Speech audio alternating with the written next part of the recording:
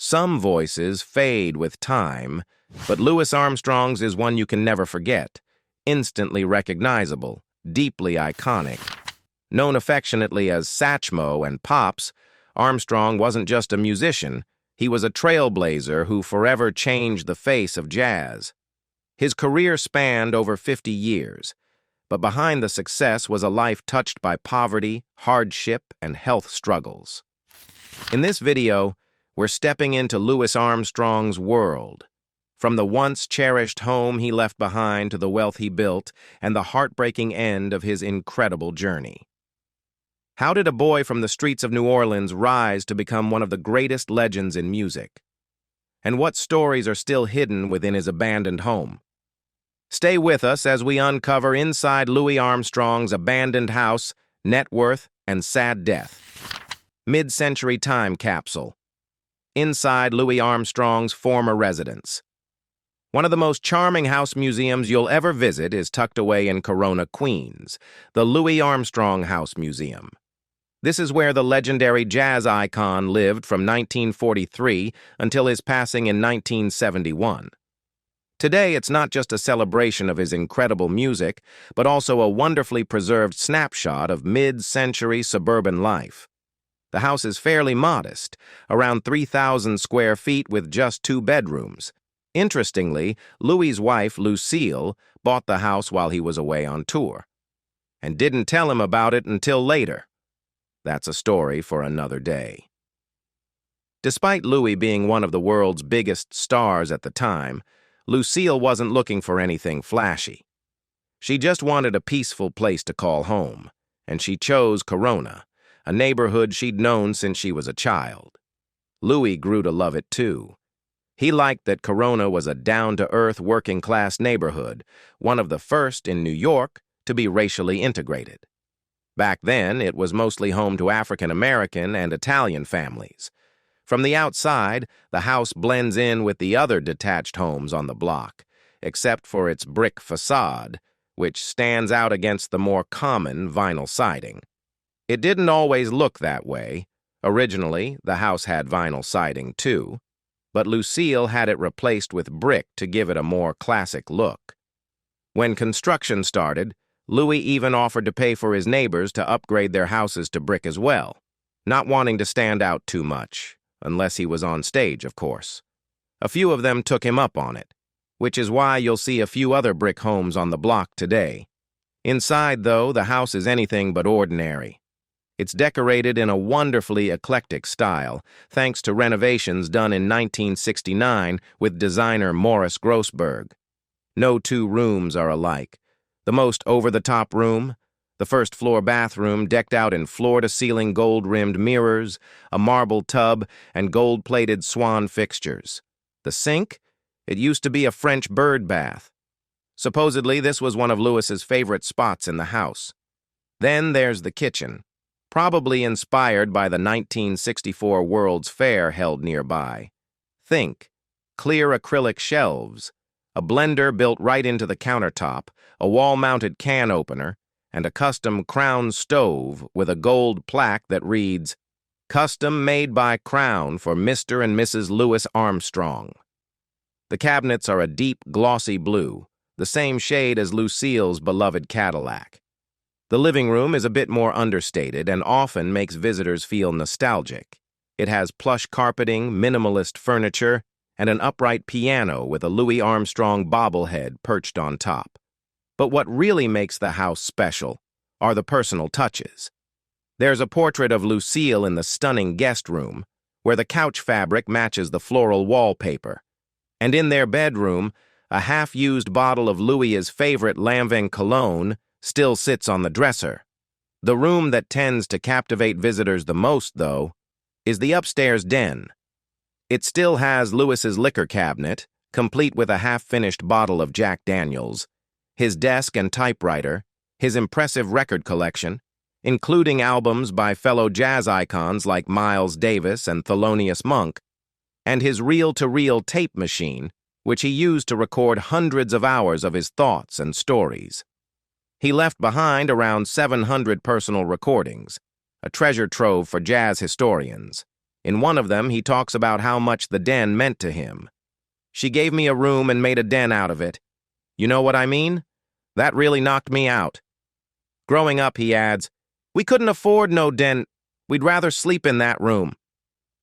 After Louis passed away in 1971, Lucille stayed in the house until her own death in 1983, keeping everything just the way it was.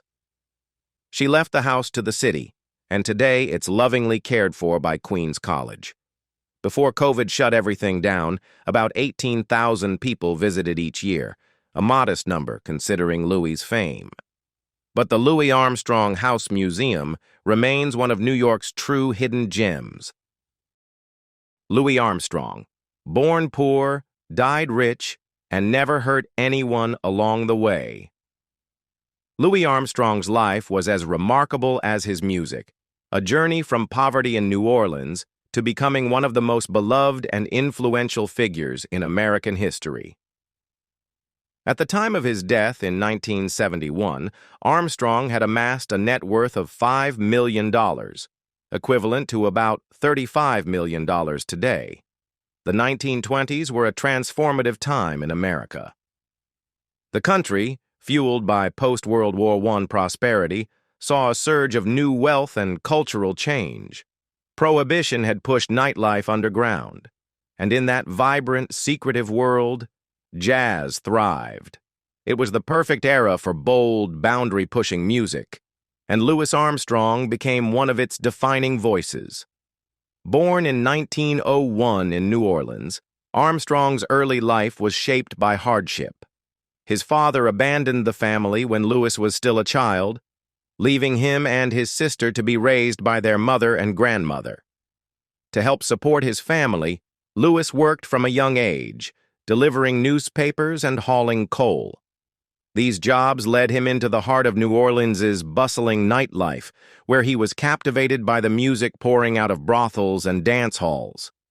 By the time he was 11, local musicians had started teaching him to play the cornet by ear. He was also singing on street corners for spare change. But his growing involvement with the rougher side of life led him into trouble, and he was eventually sent to the New Orleans Home for Colored Waifs.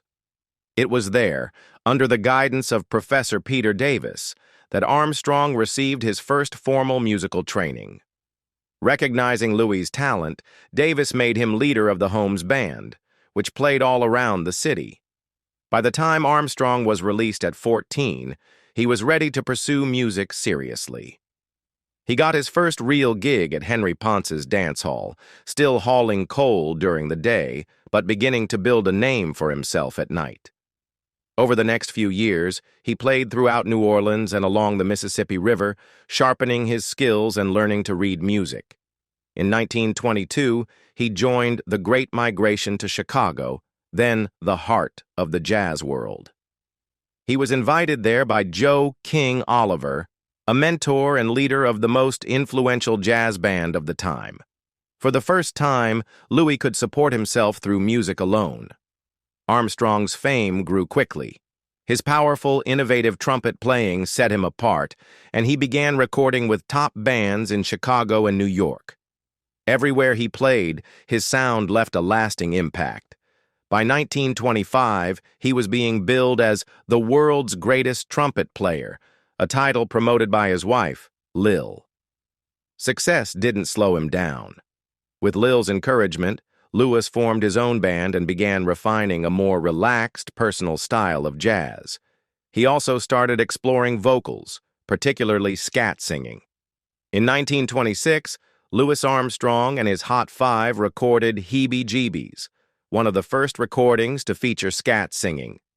The song was a hit, making Armstrong and his band national stars. As the 1920s gave way to the Great Depression, the jazz scene struggled, but Armstrong adapted. When clubs began closing and big bands disbanded, he moved to Los Angeles, where the entertainment industry continued to thrive. There, he became a favorite of Hollywood's elite and started appearing in films. His wide smile and charismatic presence made him a natural on screen, and he quickly became as recognizable for his personality as for his music. Throughout his life, Armstrong remained dedicated to music. He toured constantly, recorded prolifically, and never stopped evolving his sound. In 1964, at the age of 62, he topped the charts with Hello, Dolly, swinging the Beatles out of the #1 spot. One spot and becoming the oldest artist ever to achieve that feat. Even as his health declined, he continued to astonish audiences with his energy and talent. Louis Armstrong passed away peacefully in his sleep on July 6, 1971, just weeks before his 70th birthday. He had risen from the tough streets of New Orleans to become a global icon, a man whose music transcended racial and social divides. Known as Satchmo, or Ambassador Satch, he brought joy to millions and helped shape the very sound of jazz. His legacy, like his music, endures. Things you may not know about Louis Armstrong. A Jewish immigrant family helped him buy his first horn. Louis Armstrong was born on August 4, 1901, in one of the poorest neighborhoods of New Orleans, a tough area known as the Battlefield. His early life was marked by hardship. His father left when Louis was just a child, and his young mother, struggling to support the family, sometimes turned to prostitution to survive. For much of his childhood, Louis was raised by his grandmother, but he also found kindness and support from an unlikely source, the Karnofskys, a Lithuanian Jewish family in the neighborhood. The Karnofskys took young Louis under their wing, giving him odd jobs in their peddling business and treating him like one of their own. They often fed him when he was hungry, and even helped him buy his first instrument, lending him $5 to purchase a cornet, the instrument that would set him on his path to greatness. He didn't start playing the trumpet until 1926. Deeply grateful for their generosity, Armstrong never forgot their kindness. As a lasting tribute, he wore a Star of David pendant around his neck for the rest of his life. Armstrong first received musical training during a stint in juvenile detention. As a boy, Louis Armstrong often sang on the streets of New Orleans for spare change. But it wasn't until he was 11 that he received any formal musical training, and it came about in an unexpected way. On New Year's Eve, he fired a pistol into the air during a celebration, which led to his arrest and a sentence at the colored waifs' home for boys. Looking back, Armstrong would later say, "Me and music got married" during his time there. While at the waifs' home, he spent 18 months learning to play the bugle and cornet under the guidance of the home's music teacher, Peter Davis. Armstrong quickly became one of the stars of the home's brass band, and that experience laid the foundation for his future.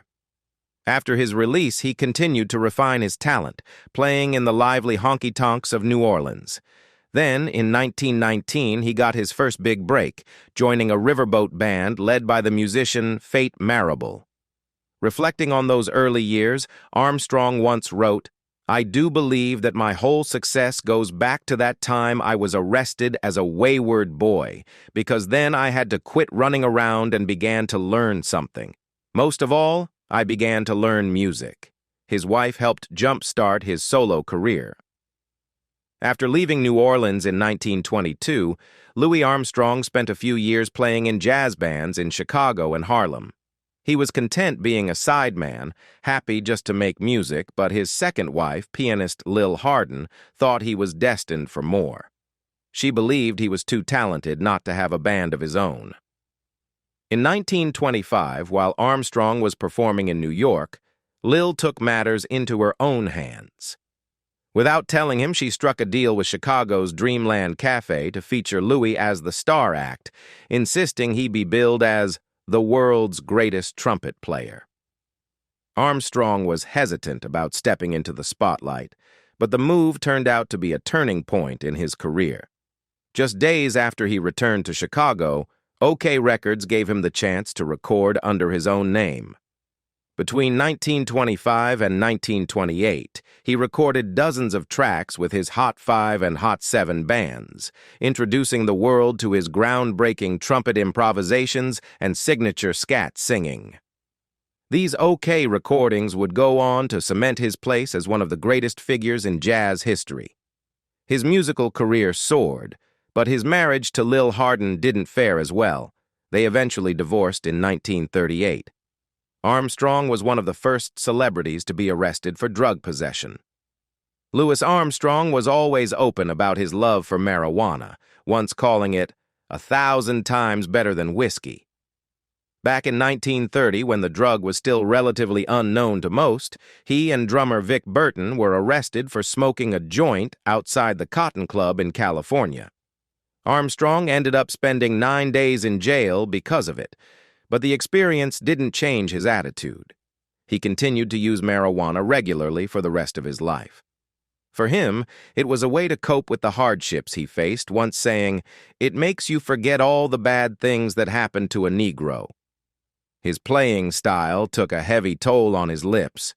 Thanks to his intense touring schedule and his powerful playing style, especially his love for hitting high Cs, Louis Armstrong spent much of his career dealing with serious lip injuries. He played with such force that he would often split his lip open, and over time, he developed painful scar tissue. One fellow musician once remarked that Armstrong's lips felt as hard as a piece of wood.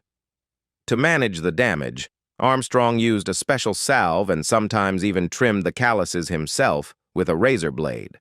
But as the years went on, it became harder for him to hit those famous high notes. He was known for being tough on his chops, as he called them, and his relentless approach to playing left such a mark that a specific kind of lip injury in brass players is now referred to as Satchmo's syndrome. Armstrong famously criticized President Dwight D. Eisenhower over segregation. Louis Armstrong's reluctance to publicly speak out against racism often put him at odds with other black entertainers, some of whom accused him of being an Uncle Tom. But in 1957, he broke his silence in a powerful way. At the time, the nation was gripped by the crisis in Little Rock, Arkansas, where 9 black students known as the Little Rock Nine were being blocked from entering an all-white high school. When asked about the situation during an interview, Armstrong didn't hold back. "The way they are treating my people in the South, the government can go to hell," he said. He went further, criticizing President Dwight D. Eisenhower, calling him two-faced and saying he had no guts for failing to act. Armstrong was so outraged that he even canceled a planned U.S. government-sponsored tour of the Soviet Union. His comments caused a media firestorm, with some white audiences calling for boycotts of his performances. But the controversy soon faded after Eisenhower sent federal troops to enforce desegregation in Little Rock. Reflecting on his decision to speak out, Armstrong said, "I feel the downtrodden situation the same as any other Negro. I think I have a right to get sore and say something about it." He served as a musical ambassador for the U.S. State Department. In the late 1950s, at the height of the Cold War, the U.S. State Department launched a program to send jazz musicians and other performers on goodwill tours, hoping to improve America's image around the world. Louis Armstrong, already affectionately known as Ambassador Satch for his international concerts, became an official cultural diplomat in 1960 when he embarked on a 3-month State Department-sponsored tour across Africa. Armstrong and his band, the All-Stars, were met with overwhelming enthusiasm everywhere they went. The New York Times described how, in Accra, Ghana, a crowd of 100,000 erupted in excitement when Armstrong began to play. In Leopoldville, now Kinshasa, tribesmen painted themselves in ochre and violet, carrying him into the city stadium on a canvas throne, celebrating him like royalty. One of the most extraordinary moments of the tour came during a stop in Katanga province in the Congo, where a secession crisis was unfolding. Remarkably, both sides agreed to a 1-day truce just to hear Armstrong perform. He later joked that he had stopped a civil war, a testament to the unifying power of his music and the global admiration he inspired.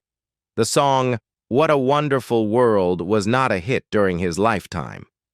Louis Armstrong is fondly remembered for his uplifting ballad, "What a Wonderful World," which he recorded in 1967, just a few years before his death. Although the song was a hit overseas, it didn't get much promotion in the US and was largely overlooked when it first came out. According to his biographer, Terry Teachout, the song didn't truly find its place in American hearts until 1987, when it was featured in the soundtrack of the Robin Williams film Good Morning Vietnam. After that, it was re-released and climbed to number 33 on the Billboard charts. Since then, "What a Wonderful World" has become one of Armstrong's most iconic and beloved songs. On why he kept so many clippings of articles written about him. Louis Armstrong wasn't just a jazz legend. He was really the first pop star of the recorded music era. With that kind of fame came a lot of pressure, but throughout his life, Armstrong made sure to document his journey. He wrote hundreds of pages of autobiographical stories, sent thousands of letters, and even recorded himself on reel-to-reel tapes. Preserving all of this rich history became a major task for the Louis Armstrong House Museum, which needed a $3 million grant just to digitize it all. But there's something even more personal in the collection. Armstrong was an avid scrapbooker. He loved collecting newspaper clippings about himself and turning them into creative collages. Ricky Riccardi, director of research collections at the Louis Armstrong House, explained that Armstrong spent decades working on these scrapbooks because he was completely aware of his importance and wanted to be in control of his own story. That was definitely part of it, along with his lifelong passion for performing, but there was another reason, especially in his early years. Armstrong started making scrapbooks in his 20s, not long after he moved to Chicago, joined King Oliver's Creole Jazz Band, and began gaining attention. Back then, he wasn't just documenting his rise to fame, he was building a portfolio. He collected newspaper articles and reviews to show club owners he was the real deal, using those scrapbooks as proof that he was a legitimate musician worth booking. Family. While performing at the Brick House in Gretna, Louisiana, Louis Armstrong met Daisy Parker, a local prostitute, and what began as a client relationship soon turned into an affair.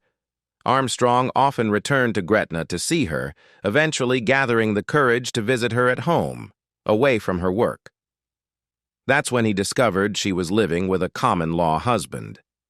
Despite this, not long after, Daisy came to visit Armstrong at his home on Perdido Street. They spent the night together at Kid Green's Hotel, and the very next day, on March 19, 1919, they were married at City Hall. The couple later adopted a 3-year-old boy named Clarence, the son of Armstrong's cousin Flora, who had died shortly after childbirth. Clarence had suffered a head injury at an early age and was mentally disabled. Armstrong cared for him for the rest of his life. His marriage to Daisy, however, didn't last. They separated in 1923. On February 4, 1924, Armstrong married again, this time to Lil Hardin, the pianist in King Oliver's band. She had divorced her first husband a few years earlier and played a key role in helping Armstrong advance his career. But their relationship eventually unraveled, and they separated in 1931, officially divorcing in 1938. Armstrong's third marriage was to Alpha Smith, a relationship that had started back in the 1920s while he was performing at the Vendome. They married after his divorce from Lil, but split after 4 years, divorcing in 1942. Later that same year, in October 1942, Armstrong married Lucille Wilson, a singer he met at the Cotton Club in New York. This time, the marriage lasted. Louis and Lucille remained together until his death in 1971.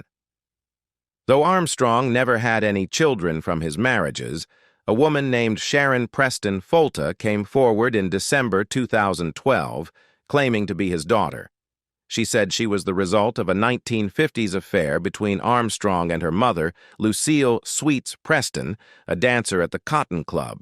In a 1955 letter to his manager, Joe Glazer, Armstrong acknowledged his belief that the child was his and instructed Glazer to provide $400 a month, about $5,800 in today's dollars, in support for the mother and daughter.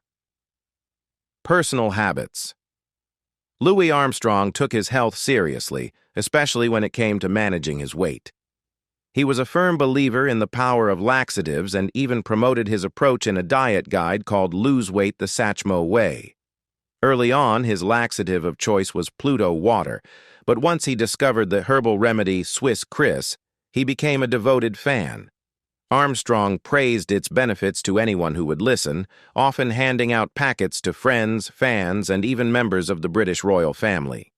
His enthusiasm for Swiss Chris even found its way into his humor. Armstrong had cheeky greeting cards printed, featuring an image of him sitting on a toilet, seen through a keyhole, with the caption, "Satch says, leave it all behind ya." While some have mistakenly thought these were Swiss Chris advertisements, they were just his playful take on a personal favorite. He even slipped Swiss Chris into his performances. For example, in a live version of Baby It's Cold Outside with Velma Middleton, he changed the lyric to "Take some Swiss Chris while I pour." Armstrong's use of laxatives went back to his childhood, when his mother would gather dandelions and peppergrass near the railroad tracks to keep her children healthy. In addition to his health routines, Armstrong was also a lifelong marijuana smoker, once describing it as 1,000 times better than whiskey. His love for the drug led to a brief stint in jail in 1930, after he was arrested for possession outside a club. Despite his concern for his health, Armstrong had a deep love of food, especially the flavors of his New Orleans roots. This affection is reflected in songs like Cheesecake, Cornet Chop Suey, and Struttin' with Some Barbecue, though that last title was actually about a striking woman, not food. He remained so connected to his hometown cuisine that he often signed his letters, "Red beans and ricely yours." Armstrong also had a passion for baseball. He founded a local team in New Orleans, originally called the Raggedy Nine, which he later renamed Armstrong's Secret Nine Baseball, Death. Backstage in 1959, trombonist Marshall Brown urged Louis Armstrong to see a doctor and get proper treatment for his lips, which had taken a beating from years of intense trumpet playing. Armstrong, however, stuck with his usual home remedies and didn't seek medical help until much later. By the time he finally did, his health had declined so much that surgery was considered too risky. That same year, while on tour in Italy, Armstrong was hospitalized with pneumonia. Doctors were worried about his lungs and heart, but true to form, he bounced back by the end of June. Even as his health worsened over the years, Armstrong continued to perform. In March 1971, against his doctor's advice, he played a 2-week engagement at the Empire Room in the Waldorf Astoria. After the run, he suffered a heart attack and was hospitalized again. He was released in May and, ever determined, began practicing his trumpet, still hoping to return to the stage. But on July 6, 1971, Louis Armstrong passed away in his sleep from another heart attack. He was living in Corona, Queens, New York at the time. Armstrong was laid to rest in Flushing Cemetery, Queens. His funeral was a tribute to the enormous impact he had on the world. Honorary pallbearers included some of the biggest names in entertainment: Bing Crosby, Ella Fitzgerald, Duke Ellington, Dizzy Gillespie, Pearl Bailey, Count Basie, Harry James, Frank Sinatra, Ed Sullivan, Earl Wilson, Benny Goodman, Alan King, Johnny Carson, and David Frost. Peggy Lee sang The Lord's Prayer. Al Hibbler performed Nobody Knows the Trouble I've Seen, and longtime friend Fred Robbins delivered the eulogy. Louis Armstrong's life was a remarkable journey from the streets of New Orleans to stages around the world, leaving behind a legacy that continues to inspire musicians and fans alike. What do you think was Louis Armstrong's greatest contribution to music or culture? Share your thoughts in the comments below. If you enjoyed this look into the life of Satchmo and want to see more stories like this, don't forget to like, subscribe, and hit the bell so you never miss a video. See you next time.